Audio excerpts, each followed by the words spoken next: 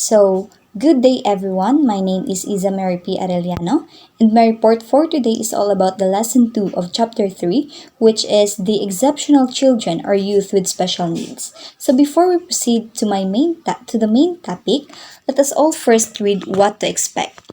So, at the end of the lesson, students are expected to discuss who are the exceptional children and understand the 4 points of view about special education. So, we have here the term exceptional children and youth. So, what does this term covers? So, it covers those students with mental retardation, which means the students are showing slow development compared to other children.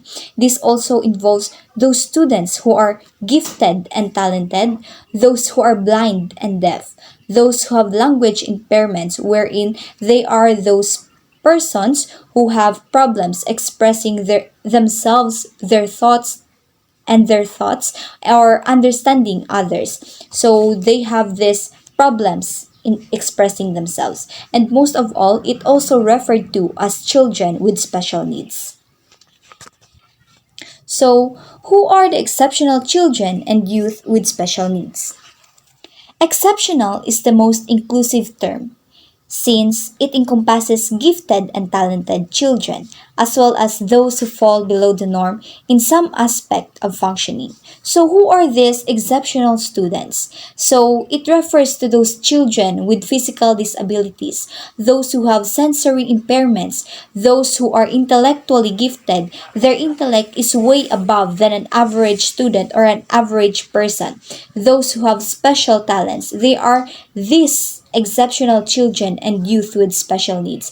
Sometimes the word exceptional was also referred by the society or by the community as disabilities, impairment, and special, even though the meaning of these words are slightly different from the word exceptional. And moreover, those children who have significant abilities are also referred to as developmentally delayed, disabled, and fragile. So, we have here the 4 points of view about special education by Hayward 2003.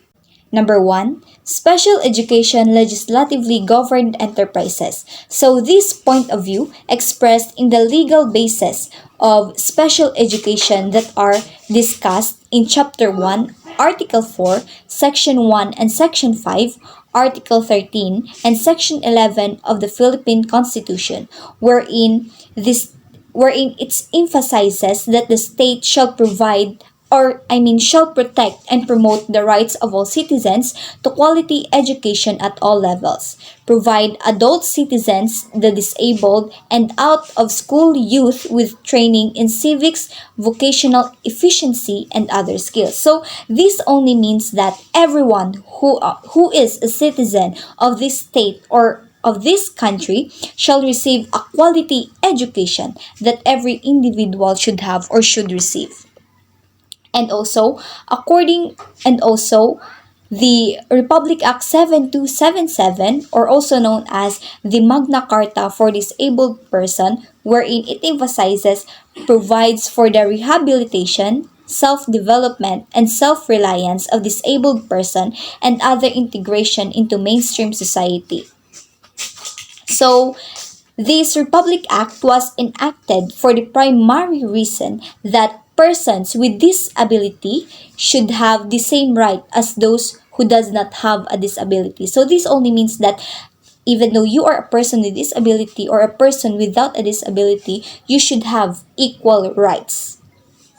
And also, as stated in the Philippine Policies and Guidelines for Special Education, provides that every child with special needs a right to an educational program that is suitable to his or her needs. So, for example, if the child is blind, so as an educator, we are there to provide them as technique or a teaching technique that can help them understand the topic that we are discussing. So if he is deaf, we can offer them audiobooks. If they are deaf, if they are blind, we can offer them audiobooks. If they are deaf, we can give them access to any information. We can help them by doing sign languages, by giving them hearing aids, by using visual learning strategies in our teaching.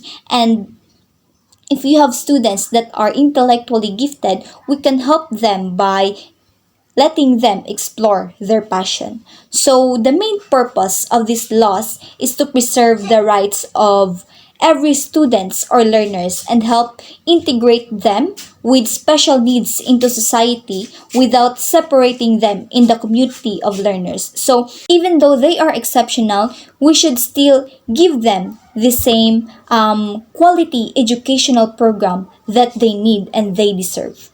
So, number two, special education is a part of the country's educational system. So, special education is a part of the Department of Education's basic educational program. So, the main purpose of this is that all students should have an equal access to the general education curriculum regardless of their abilities and disabilities. In fact, the Special Education Division of the Bureau of Elementary Education formulates policies and plans and programs and develop the standards of programs and services to meet the students' special needs.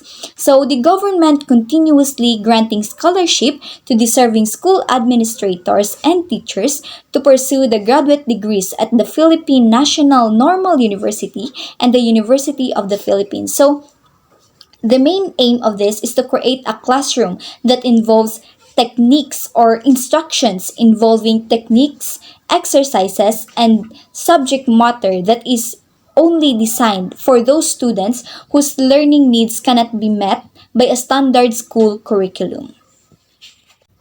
Number three, special education is teaching children with special needs in the least restrictive environment. Since teaching is what special education is all about, so in this point of view, special education is defined in terms of who, what, how, and where. So who? Who are the persons involved in implementing special education? So the most important person in special education are the students who are exceptional children or the children and youth with special educational needs. Who else? The school administrators, the SPED teachers, the regular teachers, the interdisciplinary teams of professionals such as our guidance counselors, and many more. It is in order to help them in providing the specific services that an exceptional children needs. So, what?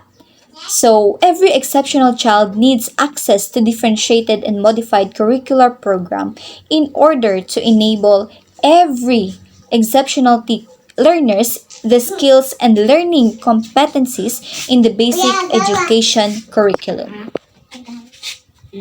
And how? So, children with mental retardation are taught adaptive skills and basic academic content. Since this mental retardation, those persons who have mental retardation are these persons who are showing slow progress or slow development compared to other individuals or other children. The gifted children are provided with enrichment activities and advanced content knowledge. Since they are gifted, so they need another enrichment activities that is way above or more complex than the regular students must have. Also, children who are blind learn braille and orientation and mobility or travel techniques.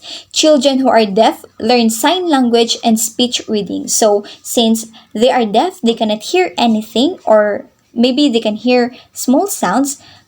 That's why the only way to help them is to teach them sign language and speech reading. So, where? The most preferred is inclusive education where they are mainstreamed in regular classes. So they should also be in a regular environment classroom where they are mainstreamed in regular classes. So number four, Special education is purposeful intervention. So we can best describe special education as a purposeful intervention which is designed to overcome or eliminate the obstacles that keep children with disabilities from learning. And it is all about providing them with individualized plans of instruction to help them succeed. So we have here the three specific types of special education interventions. So first is the preventive interventions, which is to prevent potential or existing problems from becoming a disability. So we are making precautionary actions to something from happening. So for example, you have a blind student, so we need to make sure that the floor is not slippery to stop or prevent something from happen. And also, if we have student that has an OCD or obsessive compulsive disability, so we need to be mindful of placing everything in the classroom intact and in right places. And the second one is the remedial interventions, which is to eliminate the effects of a disability. So it is to assess students who have fallen behind in their studies in learning to the best of their abilities. So it is to teach children with disabilities the skills that allow them to function successfully and independently.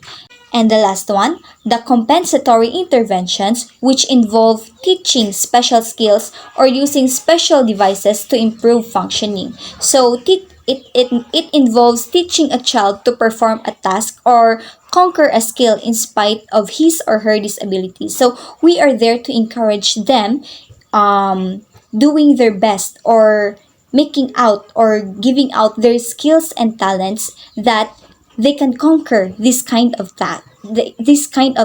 task. They are also able to complete this kind of task even though they have a disability. And that ends my report. Thank you for listening.